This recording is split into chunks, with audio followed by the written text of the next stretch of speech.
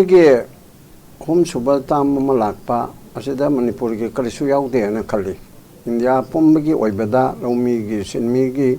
ꯑꯗꯨꯒ ꯅꯨꯄꯤꯒꯤ ꯃꯇꯥꯡꯗ ꯀꯔꯣꯔ ꯑꯁꯨꯛ ꯑꯗꯨ ꯇꯧꯕ ꯑꯗꯥ ꯇꯧꯕ ꯑꯁꯤꯅꯆꯤꯡꯕ ꯃꯌꯥꯝ ꯑꯃ ꯅꯨꯃꯤꯠ 100 daysꯗ ꯑꯗꯨ ꯇꯧꯕ ꯑꯗꯥ ꯇꯧꯕ ꯑꯁꯤꯅꯆꯤꯡꯕ ꯃꯌꯥꯝ ꯑꯃ ꯌꯥꯎꯏ ꯑꯗꯨꯒ BJP ꯈꯛꯇꯒꯤ ꯄ꯭ꯔꯣꯒ꯭ꯔꯥꯝ ꯑꯣꯏꯅꯤꯡꯉꯝꯕ ꯑꯩꯈꯣꯏꯒꯤ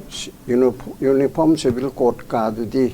ꯌꯥꯎꯐꯠꯇꯕ꯭ꯔꯥ ꯀꯩꯅꯣꯝꯁꯨ ꯇꯧꯏ ꯃꯗꯨꯗꯤ ꯑꯇꯣꯞꯄ JDUꯒꯨꯝꯕ ꯑꯗꯨꯒ ꯑꯇꯩ ꯑꯇꯩꯅ ꯌꯥꯗꯕꯁꯨ ꯌꯥꯎꯕꯅꯤꯅ ꯑꯗꯨꯒꯨꯝꯕ ꯈꯔ ꯊꯛꯇꯣꯛꯑꯒ ꯖꯦꯅꯔꯦꯜ ꯑꯣꯏꯅ ꯏꯟꯗꯤꯌꯥꯒꯤ ꯑꯣꯏꯕ ꯑꯁꯤꯗ 3.0ꯒꯤ ꯄ꯭ꯂꯥꯟꯁꯤ ꯂꯩꯔꯦ ꯃꯗꯨ ꯇꯧꯕ ꯉꯝꯒꯗꯕ ꯉꯝꯃꯣꯏꯗꯕꯅ ꯑꯃ ꯑꯣꯏꯔꯒ now in the case of ꯃꯅꯤꯄꯨꯔꯒꯤꯗꯃꯛꯇꯗꯤ ꯑꯗꯨ ꯇꯧꯒꯗꯕꯅꯤ ꯍꯥꯏꯕꯁꯦ ꯏꯂꯦꯛꯁꯟꯒꯤ ꯃꯦꯅꯤꯐꯦꯁꯇꯣꯗ BJPꯒꯤꯗ ꯅꯠꯇ꯭ꯔꯒ NDAꯒꯤꯗ ꯑꯗꯨꯒꯨꯝꯕꯁꯤ ꯑꯩꯅ ꯈꯪꯗꯕꯅꯔꯥ ꯃꯁꯤ ꯌꯥꯎꯗꯦ ꯍꯥꯏꯗꯤ INDIAꯒꯤꯗꯗꯤ ꯀꯣꯡꯒ꯭ꯔꯦꯁ ꯄꯥꯔꯇꯤꯒꯤ ꯑꯣꯏꯅꯗꯤ ꯌꯥꯎꯏꯗꯅ ꯃꯅꯤꯄꯨꯔ ꯀ꯭ꯔꯥꯏꯁꯤꯁꯁꯦ ꯁꯣꯜꯕ ꯇꯧꯕ ꯈꯣꯠꯄ ꯍꯥꯏꯅ ꯑꯩꯈꯣꯏꯅ ꯄꯥꯏꯔꯒꯗꯤ ꯑꯗꯨ ꯇꯧꯕ ꯑꯗꯥ ꯇꯧꯕ ꯍꯥꯏꯅ ꯈꯔ ꯌꯥꯎꯏ ꯑꯗꯨ NDAꯒꯤ ꯑꯃꯁꯨꯡ BJPꯒꯤ ꯃꯄꯨꯡ ꯑꯣꯏꯔꯤꯕ BJPꯒꯤ ꯃꯦꯅꯤꯐꯦꯁꯇꯣꯗ ꯃꯅꯤꯄꯨꯔ ꯈꯛꯇꯒꯤ ꯑꯣꯏꯕ ꯑꯋꯥꯡ ꯅꯣꯡꯄꯣꯛ ꯑꯄꯨꯟꯕꯒꯤ ꯅꯠꯇ꯭ꯔꯒ ꯚꯥꯔꯠ ꯄꯨꯝꯅꯃꯛꯀꯤ ꯀꯔꯤ ꯄꯣꯏꯟꯗ ꯌꯥꯎꯖꯔꯒꯁꯨ ꯃꯅꯤꯄꯨꯔ ꯈꯛꯇꯒꯤ present crisis since 3rd May 2023 ꯍꯧꯖꯤꯛ ꯐꯥꯎꯕ ꯇꯧꯕꯁꯤꯒꯤ ꯃꯇꯥꯡꯗꯗꯤ ꯄꯤꯟ ꯗ꯭ꯔꯣꯞ ꯁꯥꯏꯂꯦꯟ ꯂꯥ ꯍꯥꯏꯅ ꯈꯜꯂꯤ ꯑꯗꯣ ꯑꯩꯈꯣꯏꯅ ꯊꯣꯛꯂꯛꯏꯕ ꯇꯣꯄꯤꯛꯁꯤꯒꯤ ꯃꯇꯨꯡ ꯏꯟꯅ ꯑꯩꯈꯣꯏꯅ ꯃꯅꯤꯄꯨꯔꯗ ꯂꯩꯔꯤꯕ ꯄ꯭ꯔꯖꯥꯁꯤꯡꯅ ꯃꯅꯤꯄꯨꯔꯒꯤ ꯄꯣꯂꯤꯇꯤꯀꯦꯜ ꯄꯥꯔꯇꯤꯁꯤꯡꯅ ꯃꯔꯨꯑꯣꯏꯅ ꯃꯅꯤꯄꯨꯔꯒꯤ BJP ꯃꯅꯤꯄꯨꯔ ꯁꯥꯈꯥꯒꯤ ꯀꯥꯔꯖꯀꯔꯇꯥ ꯂꯩꯔꯤꯕꯁꯤꯡ ꯑꯁꯤꯅ ꯄꯨꯈꯠꯍꯟꯅꯤꯡꯕ ꯄ꯭ꯔꯖꯥꯒꯤ ꯇꯔꯞꯇꯒꯤ ꯑꯗꯨꯒ ꯂꯣꯏꯅꯅ ꯃꯅꯤꯄꯨꯔꯒꯤ ꯍꯟꯗꯛꯇ ꯅꯧꯅ ꯀꯥꯈꯤꯕ elected MP ꯍꯧꯖꯤꯛꯃꯛ MP designate ꯑꯣꯏꯔꯕ MP elect ꯑꯣꯏꯔꯕ ꯃꯣꯏ ꯑꯅꯤ ꯕꯤꯃꯣꯜ ꯑꯃꯁꯨꯡ ꯑꯥꯔꯊꯔ ꯑꯁꯤꯅ ꯃꯣꯏꯒꯤ ꯄꯥꯔꯇꯤꯒꯤ ꯇꯔꯞꯇꯒꯤ ꯂꯣꯏꯅꯅ ꯄꯨꯊꯣꯛꯍꯟꯅꯤꯡꯕ ꯑꯗꯨꯒꯨꯝꯕ ꯄꯨꯊꯣꯛꯀꯗꯧꯔꯤꯕꯁꯤꯡꯗꯨ ꯄ꯭ꯔꯖꯥ ꯃꯌꯥꯝꯒꯤ ꯑꯄꯥꯝꯕꯗꯣ ꯑꯗꯨ ꯇꯧꯔꯒ ꯑꯩꯈꯣꯏꯅ ꯄꯤꯕ ꯌꯥꯕ ꯑꯩꯈꯣꯏꯅ ꯍꯪꯍꯟꯕ ꯌꯥꯕ ꯑꯩꯈꯣꯏꯅ ꯂꯥꯎꯍꯟꯕ ꯌꯥꯕ ꯑꯩꯈꯣꯏꯅ ꯁꯖꯦꯁꯟ ꯇꯧꯍꯟꯕ ꯌꯥꯕꯁꯤꯡꯁꯦ ꯑꯩꯈꯣꯏꯅ ꯄ꯭ꯂꯥꯟ ꯇꯧꯒꯗꯕꯗ ꯉꯥꯏꯔꯦ ꯑꯗꯨꯗ ꯃꯔꯨꯑꯣꯏꯅ ꯍꯥꯏꯔꯤꯕ 3.0ꯒꯤ OCꯒꯤ ꯇꯧꯒꯗꯧꯔꯤꯕ ꯄꯣꯠ ꯑꯁꯦ ꯃꯅꯤꯄꯨꯔꯒꯤ ꯆꯤꯐ ꯃꯤꯅꯤꯁꯇꯔꯅ ꯂꯨꯆꯤꯡꯕ ꯒꯃꯦꯟ ꯑꯁꯤꯅ BJPꯒꯤ ꯒꯃꯦꯟꯁꯤꯅ ꯂꯩꯔꯤꯕ for the last 1 yearꯁꯦ ꯋꯥ ꯀꯔꯤꯝꯇ ꯉꯥꯡꯈꯤꯗ꯭ꯔꯒꯁꯨ ꯒꯤꯅꯤꯁ ꯕꯨꯛ ꯑꯣꯐ ꯋꯥꯔꯜ ꯔꯦꯀꯣꯔꯗꯇ ꯆꯟꯕ ꯌꯥꯕ ꯑꯣꯏꯈ꯭ꯔꯒꯁꯨ ꯍꯟꯗꯛꯇꯤ ꯃꯁꯤ ꯇꯧꯕꯤꯔꯣ ꯃꯅꯤꯄꯨꯔꯔꯣꯝꯗ ꯌꯦꯡꯕꯤꯔꯣ ꯇꯨꯃꯤꯟꯅ ꯌꯦꯡꯗꯕ ꯇꯧꯗꯅ ꯚꯤꯁꯃ ꯁꯥꯗꯅ ꯄ꯭ꯔꯤꯊꯤꯕꯤ ꯄꯨꯝꯕꯕꯨꯗꯤ ꯐꯥꯎꯔꯕ ꯑꯗꯨꯒ ꯗꯨꯔꯖꯣꯙꯟꯒꯤ ꯃꯅꯥꯎꯅꯨꯄꯥ ꯑꯇꯣꯝꯕꯗꯨꯅ ꯗ꯭ꯔꯧꯄꯗꯤꯒꯤ ꯐꯤ ꯃꯨꯟꯕꯗꯗꯤ ꯄꯋꯥꯔꯐꯨꯜ ꯑꯣꯏꯈ꯭ꯔꯕ ꯚꯤꯁꯃꯅ ꯀꯨꯀꯤ ꯗꯨꯔꯖꯣꯙꯟꯒꯤ ꯆꯦꯡ ꯆꯥꯔꯨꯕꯗꯒꯤ ꯍꯔꯦ ꯀ꯭ꯔꯤꯁꯅ ꯍꯥꯏꯔꯒ ꯀꯔꯤꯝ ꯇꯧꯕ ꯉꯝꯗꯕꯗꯣ ꯑꯗꯨꯒꯤ ꯇꯥꯏꯞꯇ ꯍꯟꯗꯛꯀꯤꯗꯤ ꯂꯩꯕꯤꯔꯅꯨ ꯍꯥꯏꯅ ꯍꯥꯏꯕꯁꯤꯃ ꯆꯪꯉꯦꯕ ꯑꯗꯨꯒꯤ ꯃꯅꯨꯡꯗ ꯇꯧꯔꯛꯀꯗ꯭ꯔꯥ ꯇꯧꯔꯛꯑꯣꯏꯗ꯭ꯔꯥ ꯈꯟꯕꯁꯦ ꯑꯩꯈꯣꯏꯅ ꯊꯥꯖꯗꯕ ꯌꯥꯝ ꯂꯩꯌꯦꯕ ꯍꯥꯟꯅ ꯇꯧꯈꯤꯕꯁꯤꯅ ꯃꯅꯤꯄꯨꯔ ꯊꯨꯒꯥꯏꯅꯕ ꯍꯣꯠꯅꯕꯒꯤ ꯍꯧꯔꯛꯐꯝꯁꯤ ꯀꯅꯥꯅꯣ ꯍꯥꯏꯕꯁꯤ ꯑꯗꯨꯝ ꯃꯣꯏꯅ ꯈꯪꯖꯔꯕ ꯅꯠꯇ꯭ꯔꯣ ꯇꯥꯡ 3ꯗ May 3ꯗ ꯑꯆꯨꯝꯅ ST ꯌꯥꯅꯤꯡꯗꯦ ꯍꯥꯏꯕꯒꯤ ꯀꯩꯅꯣꯝ ꯏꯆꯝ ꯆꯝꯃ ꯗꯦꯃꯣꯀ꯭ꯔꯦꯇꯤꯛ ꯄꯤꯁꯐꯨꯜ ꯔꯦꯂꯤꯅ ꯆꯠꯂꯦ ꯅꯨꯡꯊꯤꯟꯗꯒꯤ ꯈꯨꯠꯂꯥꯏ ꯄꯥꯏꯕ ꯃꯌꯥꯝ ꯌꯥꯎꯁꯜꯂꯛꯑꯦ ꯃꯁꯛ ꯊꯤꯍꯜꯂꯦ ꯅꯨꯡꯗꯥꯡ ꯋꯥꯏꯔꯝꯗꯒꯤ ꯀꯥꯊꯣꯛ ꯀꯥꯔꯟ ꯆꯠꯊꯈꯔꯦ ꯃꯩ ꯊꯥꯗꯅ ꯈꯣꯠꯇꯅ ꯑꯗꯨꯗꯒꯤ ꯑꯁꯨꯝ 3, 4, 5, 6, 7, 8, 9, 10 ꯀꯥꯏꯅ May 12 ꯌꯧꯔꯛꯄꯗ MLA 10 ꯑꯩꯈꯣꯏꯅꯗꯤ ꯀꯨꯀꯤꯒꯤ ꯅꯥꯒꯥꯒꯤ ꯃꯩꯇꯩꯒꯤ MLA ꯍꯥꯏꯕ ꯑꯃ ꯍꯥꯏꯕꯝꯗꯤ ꯊꯣꯛꯇꯦ ꯑꯗꯨꯕꯨ ꯃꯣꯏꯅ ꯍꯥꯏꯖꯕꯒꯤ ꯃꯇꯨꯡ ꯏꯟꯅ ꯀꯨꯀꯤ ꯖꯣ ꯃꯥꯔꯒꯤ MLA 10 ꯃꯤꯅꯤꯁꯇꯔ 2 ruling ꯄꯥꯔꯇꯤꯒꯤ BJPꯒꯤ ꯂꯦꯖꯤꯁꯂꯦꯆꯔ 8 ꯃꯣꯏꯕꯨ ꯁꯧꯒꯠꯄ KPIꯒꯤ 2 ꯏꯟꯗꯤꯄꯦꯟꯗꯦꯟ 1 ꯃꯣꯏ 10ꯅ ꯁꯦꯄꯔꯦꯠ ꯑꯦꯗꯃꯤꯅꯤꯁꯇ꯭ꯔꯦꯁꯟ ꯇꯧꯔꯅꯤ ꯑꯁꯤ ꯑꯣꯐꯤꯁꯤꯌꯦꯜꯂꯤ ꯂꯧꯊꯣꯛꯈ꯭ꯔꯦ ꯍꯥꯟꯅ ꯇꯥꯡ 3ꯗ ꯑꯗꯨꯒꯨꯝꯕ KSOꯅ ꯅꯠꯇ꯭ꯔꯒ ꯑꯦꯅꯤ ꯀꯨꯀꯤ ꯑꯣꯔꯒꯅꯥꯏꯖꯦꯁꯟ ꯑꯃꯠꯇꯅ KNFꯅ KNAꯅ ꯑꯗꯨꯅ ꯑꯗꯥꯅ ꯑꯩꯈꯣꯏ ꯁꯦꯄꯔꯦꯠ ꯑꯦꯗꯃꯤꯅꯤꯁꯇ꯭ꯔꯦꯁꯟꯒꯤꯗꯃꯛꯇ ꯑꯩꯈꯣꯏ ꯔꯦꯂꯤ ꯑꯁꯤ ꯇꯧꯕꯅꯤ ꯍꯥꯏꯕ ꯀꯔꯤꯒꯨꯝꯕ ꯑꯝꯇ ꯂꯩꯇꯦ ꯑꯗꯨꯒꯤ ꯑꯝꯇ ꯇꯧꯔꯝꯗꯦ ꯑꯗꯨꯅ MLA 10 ꯑꯁꯤꯅ ꯃꯤꯅꯤꯁꯇꯔ 2 ꯌꯥꯎꯔꯒ ꯆꯣꯡꯁꯤꯜꯂꯒ ꯑꯩꯈꯣꯏ ꯁꯤꯒꯨꯝꯕ ꯑꯣꯅꯔꯦꯕꯜ ꯆꯤꯐ ꯃꯤꯅꯤꯁꯇꯔ ꯕꯤꯔꯦꯟꯅ ꯃꯩꯇꯩ ꯂꯨꯆꯤꯡꯕ ꯕꯤꯔꯦꯟꯅ ꯂꯨꯆꯤꯡꯕ ꯁꯔꯀꯥꯔꯁꯦ ꯑꯩꯈꯣꯏ ꯊꯥꯖꯗ꯭ꯔꯦ ꯇꯝꯄꯥꯛꯇ ꯆꯤꯡꯒꯤ ꯑꯝꯇ ꯂꯩꯇ꯭ꯔꯦ ꯆꯤꯡꯗ ꯇꯝꯄꯥꯛ ꯑꯝꯇ ꯂꯩꯇ꯭ꯔꯦꯅ ꯑꯆꯧꯕ ꯃꯆꯤꯟ ꯊꯤꯕ ꯑꯃꯒ ꯂꯣꯏꯅꯅ ꯃꯣꯏꯅ ꯑꯗꯨꯒꯤ ꯍꯧꯖꯤꯛꯀꯤ ꯍꯥꯏꯔꯤꯕ ꯑꯩꯈꯣꯏꯒꯤ ꯄ꯭ꯔꯦꯁ ꯁ꯭ꯇꯦꯠꯃꯦꯟ ꯑꯁꯤ ꯊꯣꯛꯑꯦ adudagiti community amaga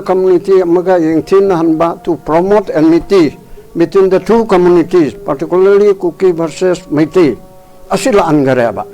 In the name of Karigita, separate administration demand to be mangda. Hariba separate administration to the Pangso Pangway the Wargasu, Aina Yaro the Wargasu to maintain a pigga the Banataba, I take a concern lataba, in their government to Godaba. Oyo the Baduna Amanitange Harab Soba. La Horaga Kolai Paraga Tange Harabasu government in the Aimatakta, Togodabani Aduga, Akogi. Democratic movement that we have a government in the Aimatak Togodabni. Adu Todadana anti Maite, or Port Ama, Rom the Pusalaga, Maite and Kari, Kaigi Bagita Mukta, Tobano, Habichi Kangdam, Torega, Mabon Kotimutegi, Maitegi Yumli, Ponam, Chesu San Puda, Pumta, Takare, Marumbi, Oyere, Late Manahangare, then Tanopolda, Morea, Ate, Kang, Tangahangare, Kangpokpida, Punkai Kahangare, Adigi. Maduki Laman Kumboina, Kogan Harol Sing the Susaudana, Kuki Leramba, Adumba, Lampelda, Kalai Kalada, Tampakim of Labising Mogium, Kaiju, Akaya Toy, Lona Tongare. Aduna, Masensi Amaga Magatonabi, Port Silale, Kuki Lamen to Henba, terroristing Hari Bakango, Cinnamon Putogai, Makango, attack Torapada, Madubu Natuk Naba, Matain Harol Sing the defense to Ubani, Matain the attack to so mine like Popot Asina. Hari Bemili Tarasina, Singlang Chileraga, Communal Riot, Tor Leba. How's it Pawada, my Pabadala, Nakasamatam Pankalu? Haidana, Aina, the letter Ire, Kanoda, DGP. Simba Toripse, Mr. Razib, Aduna, I Hanigi, former chairman of the Human Rights Commission, when I know on the Heidi, being an elder law abiding citizen when Heidi, Madudi, Zikahari Bemil, Tarana, Togipsi, Torre, illegal acts, Mayamum, Todana community, young Tinan, or Nabamasak, where Moyimatakta, Nan Kanoina, I could show Moto the apartment, Lokakara, or otherwise, the Wera Moina Hagi Singdo. And except the Yaure, as they give me a tranga mu Kanuda, a quick Amishade, Memorandum and Pire, I do not take Makamaka Taraculator, so Anishide, where a Gamoyangi was say, but Toriba, my am say, I see young Academy criminal acts, Pazana Tore. Uncle Muranda, Assembly Kai Kai, Yama brother join a Tore, rather Chandra. I had a criminal act. The Widam Tamoich book Toraga, Todam, Adu Todreba, Todabasana, Evasina, BJP, Tarit, nevertheless, Taret, Mantri, and Yaurga. As a kind thing, BJP Yanto Natra. Logical conclusion BJP, MLA Tarena, Manipur Togaibo Pami, Zati Amaga, Kana Hanana Basili, BJP party no calm there. Aduka Chief Minister, Mantri, and Idolo talk there. That means, Chief Minister na. Aduga Congress ki Karjakarta, sorry, BJP ki Karjakarta Hagadra, Moy executive na, Moy president na, Moy leadership na, Manipur Thogai Basi, Yare, go ahead, Tatara Humdo say Hibanatra. Quadiamaro is a chinaba. Quando swam the young Dadana, cookie, hat Nagatam, Mate, to buy cookie, Adu Toba, a koi Bogona. Cookie ganati in the Torib there. Cookie element to en Makara, Manipur Hogaiba Pamba, Aduda, MLA Tara, Ayaba elected member, lawfully elected member, Mantri Oiraba, Mantri Deki Tokusanataba, Mohichin Machina, Akaiba, Manipur Hogainaba Tawada, Manipurgi ruling party, BJP, Kaimta idea. Masada Quickie praising na, Quickie analyzing na, a Quickie Nina role lady by Quick intellectual sing na. Mini Panon in the dinner, Moitarana do high grade. I eat and tongue irene. See a paramount cockadam, a part anaba, complaining, I'm the toe in a hybida, I'm the toe ya dear. I ain't Togadro, being a senator citizen, later of the Tony. So, Yamalapes and a harm to organization, I'm to toe. I don't know to the Aina Yada, but Tabuk to Jake when some young, Hina some later. I did again. Amu Chief Minister the Gill. Yamna Saran Toran Matoripse, a coaching Yam Taman the Vine, I dig chimba. Chief Minister the Gill, a point come along to crazy. She should look to pay up a Portland Loda. A quick Supreme Court na hire, law and order se state sarkar gi ni state government ki magi sovereign shakti leijai magi state ki manung da si supreme court na haibani ko adugi manung da list 2 se yamaru oi list 1 ne union gi ni list 3 ne concurrent ni list 2 da yauri ba law and order public order police haina hairiba mam se masi state na togadabna public ki law kaino life and liberty loina na sampati kan mase state government ki mathung ne ko fundamental right piriba mam se masibu kanna bo hona bada state lenga khigi president rule nataba emergency natabada 356 or 352 natabada 355 tawraba bahubada state government che masigi makok che head of the government che masi chief minister ne asidagi unified command lo thukre ja akhang ma machine markta bawni ikoina chi lo thukre ne na han minister amana ga acha lo thukpi no ne khoi delhi de sala ga hairu chi ga yam nongindra pithok pa yabra ni chibo aigi imung amagi mapa mo oiriba aibu aigi cha da thabak ama sinna bado aigi nupi gi nupa jiba ai cha nupa no oiba bro somda praman thoge ne chief minister sun all in all ne ba advisor to leibe ya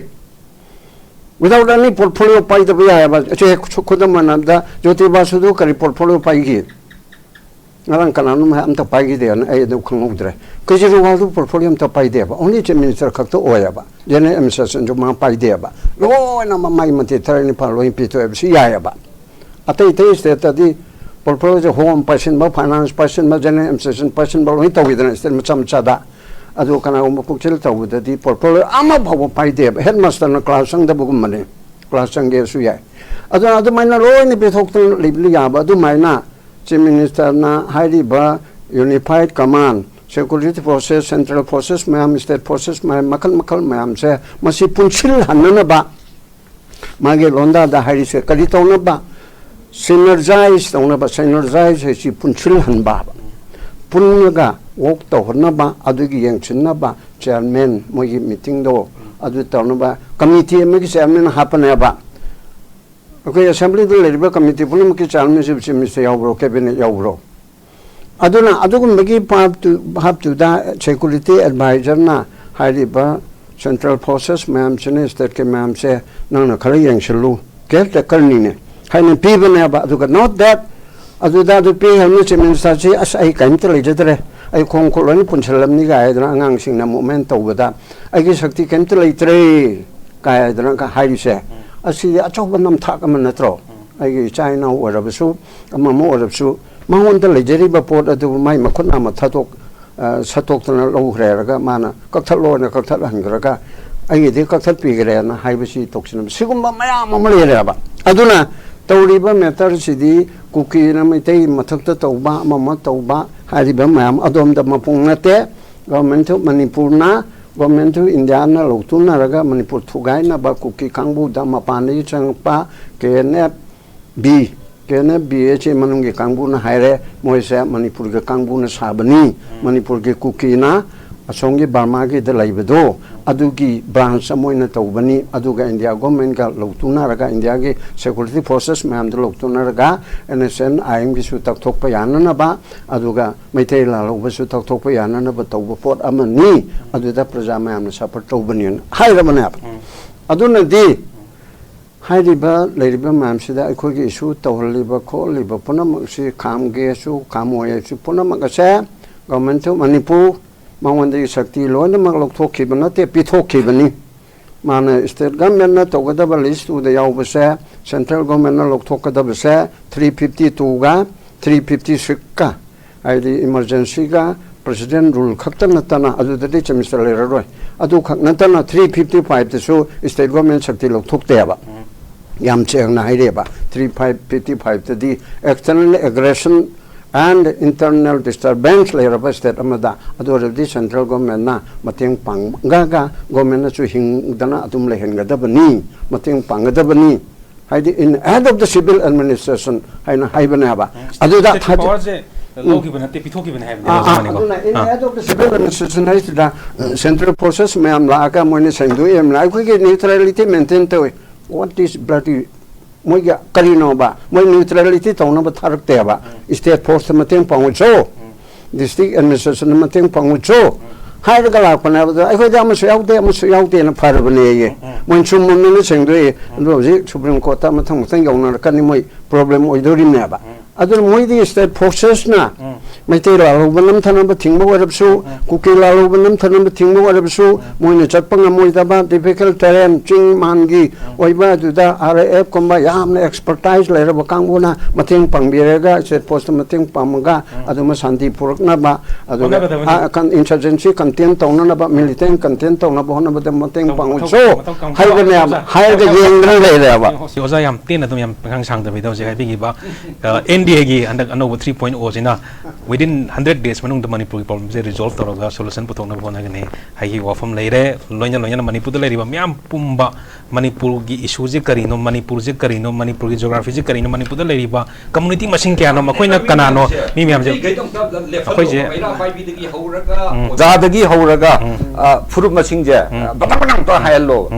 furup le riba kuntra mari kuntra manga chap chana kana no hai chap chana khangbam ओरे मतम ओरे हाना खंगौद्रे फरे हौजिक्ति ngasi dagi khoi punna masi khangminaba ma yamna mathau tai habi wafum ga oja mani sai matang ju leire loyana hogi India gi prime minister tha tara ga humdoi ngasi phawda Manipur da laktri 3.0 sida di oja prime minister is coming to Manipur or not oja yam telam da coalition ni am chilam gini hanan da sai ge kanodo moige NDA gi Prime Minister ge nimi chamani ge duda ai khara kopna yang hode aduna chaige homen thangjamna di Manipur ge si priority pb khara palle hai se asur di yamna nungai adung pu masi kalai bo pangthokani pangthoi haibuduna am orga da even 100 days ge manuda panmado su palip se si wa phaba pot amane ba panmu pan gardi ai question ma am su to biare dana adu su yam pare ai na madu era du yoram da banani adu yam nungai अदु थबक तो थोरकपसु ओइसनो अदु दगे होजिके हारिदो अखोना हानदगे सु अदम हाइबनी कुके हाइरगा cookie पुनमक Koyna लौबगी भाव कना गुम्बा कोइ चाइ सुसिंगे मरते हे यावयाबा कुके तुमना बहाटकदमनी ओइसो ओइरदबदो अदिके कुके लमेन तो एंट्री जमेते सि काहना तोबी पोटम अदु नतेबा से ओमेना हारिदो कुकी हाइबसिदा अखोदि कुकी गे मरते यावजररोय यावजदे मैम चिंसिन बिबनी हाइदरा मचा कोंगुमा करिगुमा मैम से लेरे अदि थादोक छो मु खर खाइदोरब तौना हारे अदि कनागुम्बा मा अखोइगे चे अमिस्को करी ऑर्गेनाइजेशन दा यावजरंबा वाइफाई अखोइ छु अदु मा खोदोंग चादबा मैम लेरे अखोइदि सुमाइन तौसी पामजदि कायना हाइबो खोटपसु लेतबा नतेबा अदुना कुकी हारगा से हायदे खोना फजदबा लोन दे नते मैम हान हाव हर कांदा चिंग हर कांदा पुलप इन उबदो नागा खंगदे कुकी खंगदे खोंगचाय खंगदे लेरि मैम जेल हाव हर पुलप इन उबियम ले बंगारा नाम चही मुक्ति मंग दना खर खरा मैम सिना सुम खन्ना बने दगी अखोना हाव इन पुलप तौगनु नागा हाइबम मखाइदो उ अदुदिगी कुकी मखाइदो कुकी सिगी मंग दसु थादो हाइबम लेरि गांगते लेरि मा लेरि वाइफाई लेरि अदु दा मैम ममा कोनी हे पुलप यंगबदा चिंगमी वरबदी नागाना यरंग तो मतमना नागानी तलौक्सिनबा कुकिन तोबकान कुकिन लौक्सिनबा अखोइछि येंगनबा मसक खंगदबा मति ओइरेबा अदुना आइगा अमतो इना लेमिनगदबा मिदो नंगजो कुकिनी हाइना तुगे हातोकनबा मरकते यावरगदी मणिपुर से दुम थुगाइमिना बिगी फिममदा लाअनेबा अदुना येंगनबा मसक खंगबा ताइ मपाननिगी चंगप कुकी सेंफातबा म्यांमार गी cookie Manipur da hana leramba su yauramba yauriba militant chingni haina khangnariba sing Manipur thogaiba pamma kangbu asina kana no haiba ma adudagi moi maraktana karma leiba moi machin thokpa ngamjadaba nongmai chinlon da leiripsina maitei de hai hana bo amana ju ta ai yawaga na haibu hairiba ko moi de thong moyaba ona aina ke nep na or kana no ma haibda मितेगे चन्ना थाना बया जदे न हाइबा कोइ वारि साना मकोक थो म लेने अदैदा उपाय लेते ओजामनी कोइ उनबदे याद्रे कोइदि कनोदि पामी वारि साना निङे अदुगो आइना नंगा फोन द वारि साना तारदे आई युमै थाबिगनि नंगि सु नंगि आंगांग सिंगना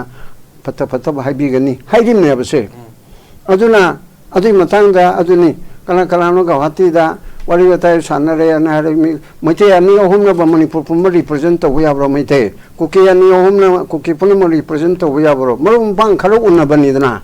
adu paula na phongin meraka sengdo o adu sengdok tar boide hai gumba adi palelda mate ga kuki ga koi ge kachen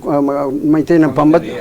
changna mate gi dukan da pot le re adagi kuki gi kachen da na adu tawre hana haijaba koi swai da de amato oiri han uchaba do adu bu sengdo o hai dana kari pas kari chai du na ko koi ge adu na anjan tharo on der moi ani phobi bu oi adagi mate gi da so numi asuni manung da tv ta sengok tar di kari do bu sibo adu masengdo hariba sengdo ai bengen channel citizen noi sengdo hariba noi so muk sengdo o haride kamai tawdriba kali ma sengdok tarde ai gi china ok sing ai bun chiba mayam na noi na takte action lor pada ai khang no moi haride kamai tawdino atu ya ban te be ta ai ngam me ka na ai na kulai pai ba kangbu ni natraga ai di phong na chali bani atu ne har ka pang thok to ba masi ai deadly against masi mayok tal lai ni ba noi ta na te ba mi le dorip se aduna adugum tau haningde adu tawe dana khoi chu tawgadab sunate adugum do khoi gi mi ani ohumna kuki khangna ba mani ga hati da delhi da unaro wari sam ya da brane dai ni ti ke sai ne ke tu doi no I cannot represent my te tom de heri na me te represent tawe ya ba te kuki ani ohumdana tawe ya ba te khangna chana ba da khoi no khoi che nungai na tre na do kam do ba khoi ne oza unaba ya dre ne haina chana ba du na kari tor ge ba aduna santi purakab santi dia kanglop ani sini purakadab nate government of India na government of Manipur na kanna tawrer ga government of India na lan lepan ba lan tori ba aran ba to ba act of terrorism tori mem do ai matung in pha ba pun ba action log ba loina mapan ni chang pu ching do ai matung in deport na ba aduga National Register of Citizens chana han ba adage FMR tawbo khorpa FMR khaktan tawre ga khoi achau ma tawram ni ga na haibi do yaning de sambal khara ga khoi achau ba khoi government ga achau ba achievement ni ga na haibi du di aigi pana aigi chang da na ba ing khobdu da sambal ma kharam ma du aigi pokpi ma ya le aigi pana sambal ma khabi re haigdo cham pot ne ba adu phai pate haibi de na te adu mang yam chawra ba thab ma ne haibi du ya roi ba la le pulu aduni khwaidi chawra ba thabukti economic crisis leri basi economic emergency to parma mane khoi ji sa yam chatrina nangane ba ai ban government pai ba yaw na tra ga su yam chathina economic ki kano si shortage si yam chawna le mane ba adu sigum magi mayam si da government inda da taksin da na kochin da na to gudam ne ba aduna aina kon megi ramjra khar ten na ai no lo sin ba dai ni si kari no ai bu khoi yek na ba masak khang si Bharat Sarkar ki sipai singna Manipur thogai ba pamba terrorist ne na khoi na khalli ba to terrorist sai ja hana so hai gre ko to strike terror in the minds of people hai ba lo gi tam tu ina miyam da adugumba meteron de di akitu jung hai tare chumni ki bu na taba highest forms of fairness is terrorist ai ki bi ki makhal yam chawra maximum fairness hai masi terrorize to ko ya ba aduna adugumba tawri ba sing ado madu sarkar na namthaba adu Manipur sarkar na su chahi amma heledna upa thabak to na koi na kanna ngang ba sai ba chastisement oina tawri se kari noi bu thabak to honing bi ne ba angi to hanik ta hogale ne ngarang heledna yong rule of law lai taba dong na tawri se yaro ye adu de ko hojik chu dong welcome tawri ni ne to machi ra haye ngla chalo cabinet punamak puro MLA punamak puro aduga thabuk to lokalo instruction toro kanogi chief secretary puro DGP puro punamak asi toro ba chojan bu chu chalo hairim na hana mamang de amai ji tangno phol chu chalo more jo kangpok pi chu chalo ai hogi lam na tabro adu som de chapang am de jam tat kharana ba khoi che virtually khoi ge kanoda adum kono oi kharana ma tat ki ba bi oi rana ba de facto oi do adu officially lok thok tab dangai bu du yaro be khoi am ning sa thi ba being a senar city Manipur se hek kuki hai ba kambu se ga meti ge hek changing ta di tat tat ni do ko hai ba ma maram di kuki na nam na tari ba su chanpur da ai khoi de la na ga men na chat pangam dra ba kan da chidi ki cho chanpur kai ba yaro en khodo mithin ma sin di yaro ro ya ba adu ri di adu ne sa hai ba point du da kuki punamak yaknabane khanmasi chumibro kuki punamak yaknaba oina khanma chumde den han ama thagalle hal singa horumni ai saude kuki punamak nate bi mo ekhona yaknaribse lamen tu henba manipur thugaina ba honariba kuki marak tagi kuki extremist kuki lalauba aduga adu MLA sing sarkar paibade yauriba mantri oiriba moina luchinga toriba adu miga kanglup adubo ikhoigi yaknabane logadamna ba aduga adu natabada hek areba khongte metang kuki ngarang da pokpuda ngariba ngang dasu kuki board de khoi yaknabane hai taragadi Thank you. Yang pasal sama ni. Ai